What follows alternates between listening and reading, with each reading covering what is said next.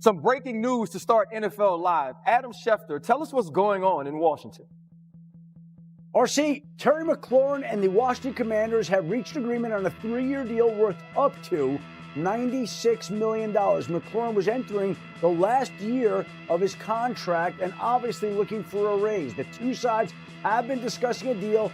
We are at August 25th. The season opens next week. The Commanders are busy getting ready for the regular season opener against the New York Giants. McLaurin hasn't practiced this summer, and if there were a time to get a deal done to keep alive his chances of playing in that regular season opener, this would be it. This morning, they reached agreement on a deal that will end his hold-in, allow him to get back on the practice field, and means he'll suit up week 1. Welcome to NFL Live. The voice you just heard and the face you just saw was Adam Schefter. I'm Ryan Clark, your host today. Phil Yates and Dan O sitting with me. Dan O, listen, I've been working with you this entire offseason, and you talked about how important it was to get Terry McLaurin signed, not only for the Commanders, but for their young quarterback, Jayden Daniels. What do you think of the deal? Massive, needed. You weren't a real contender in the division without Terry McLaurin. I also think just bring it to the football field. This offense without Terry McLaurin was playing in red zone spacing in the open field. Meaning, when you play down in the red zone as an offense, everyone talks about how the field gets shrunk down. The defense only has to defend 20 yards of depth, 30 yards of depth. It would have been the case in the open field without Terry McLaurin like that. Teams would just have played so much closer to the line of scrimmage. Now, with Terry back, you get the vertical presence of your offense back. Jayden Daniels' rookie season that we saw with so many of those magical throws downfield, not only the clutch ones, but that connection. It also allows Debo to live in Debo's role. It also allows the Luke McCaffrey to live in the Luke McCaffrey role. So the impact that he has on this football team and its ability to win games, I think is on par with the Jamar Chase and a Justin Jefferson because of the way that he allows that offense and specifically Jayden to push the ball downfield. One more football note. You said they were playing with red zone spacing right now. Now they can go back to normalcy, but in the red zone, he also was their best player by far last season. Last season, when Jayden Daniels targeted Terry McLaurin in the red zone, he was 12 of 14, 9 touchdowns. Wow. That's bonkers, silly video game numbers. On top of the football impact, I think we all know this, and I've talked about this throughout the offseason.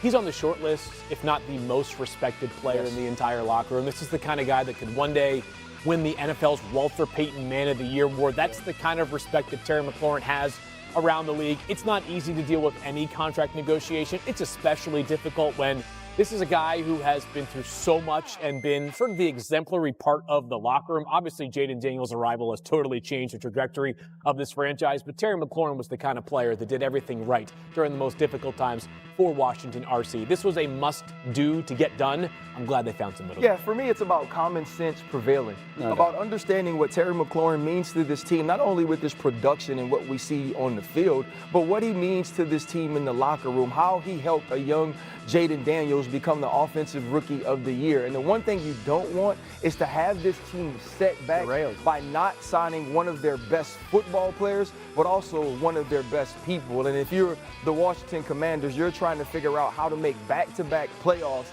since the last time I won the 12-year-old Little League championship as a quarterback of the Terrytown 12-year-old Little League football championship. What position? Quarterback. I was the quarterback. Absolutely. A lot of options. Let's get to some more top stories with Shefty. Terry McLaurin, not the only person looking for a new deal. Tell us what's going on with Micah Parsons.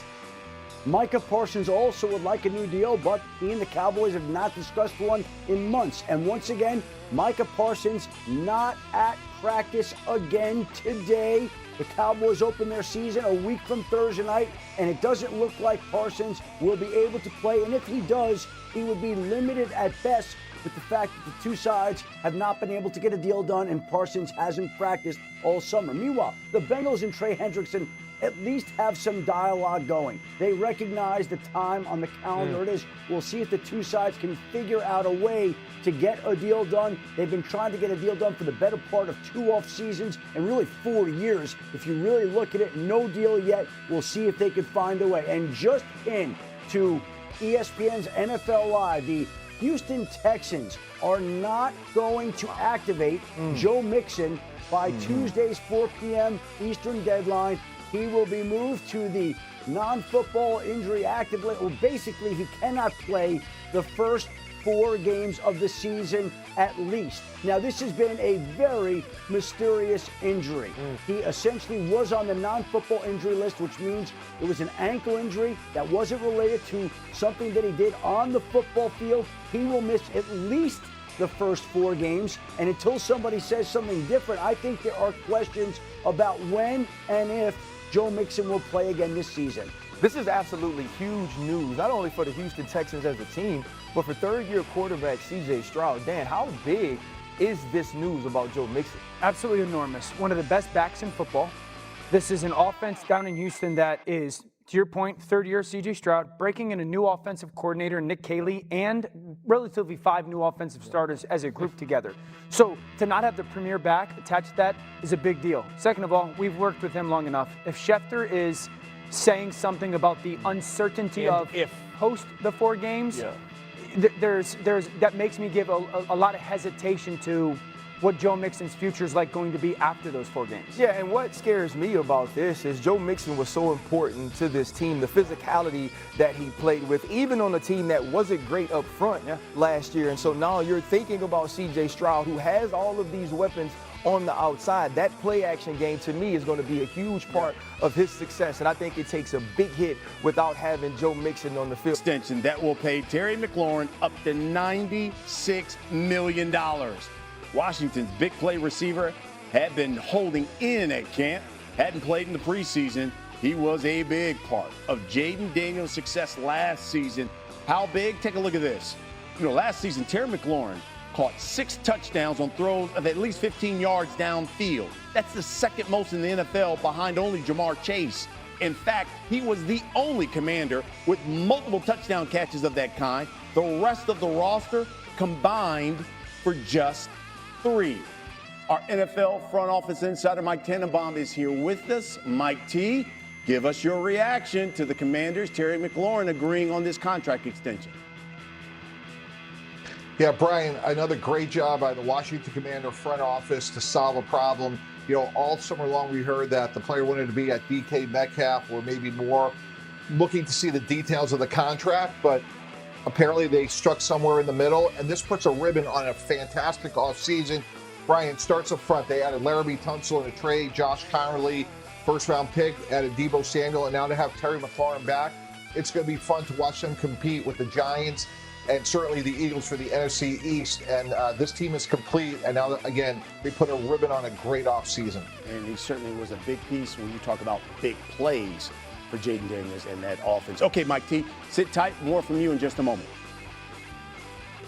Meanwhile, the Micah Parsons standoff continues in Dallas. Here is the latest. The All-Pro was not in uniform and seen laying on a training table during Friday's Cowboys-Falcons preseason game. Parsons said he wouldn't disrespect his teammates. His head coach, Brian Schottenheimer, said he talked to Parsons on Sunday. With that, we welcome in our Cowboys reporter, Todd Archer, who joins us now. Todd, you're with this team all the time. What are your observations about how the Micah Parsons situation is impacting the rest of the team? Yeah, clearly the players know they're a better team with him on the field than with him not on the field. But they're not consumed by this. They know how to compartmentalize some of these things. And you have to remember, a lot of these guys, they're just fighting for a spot on the team at this point in training camp and the preseason. And guys who have been around the Cowboys, well, they kind of expect these deals to take a long time.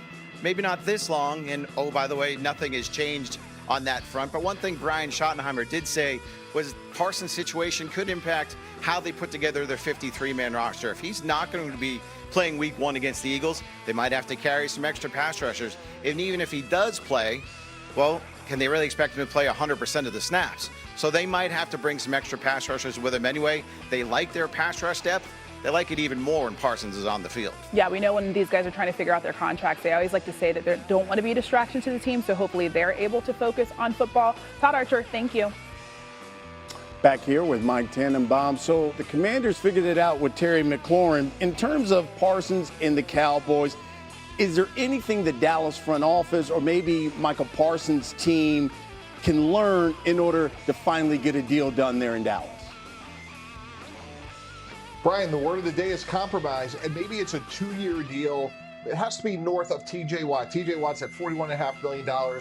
Give To me, Micah Parsons, a 2-year deal at $84 million, $42 million a year. He's 26 years old. He's arguably the best pass rusher in the league. Him, Myles Garrett, TJ Watt. He's in his prime. And Dallas had a great offseason in terms of adding George Pickens to a really good offense. And to me, they have no chance without Micah Parsons and a meaningful chance with him. So I would try to do something short term where both sides compromise. Neither side is happy, but at least that gets them on the field for the opener, which is coming up. It's a week from Thursday. Yeah, absolutely. I mean, that opening day game is right around the corner.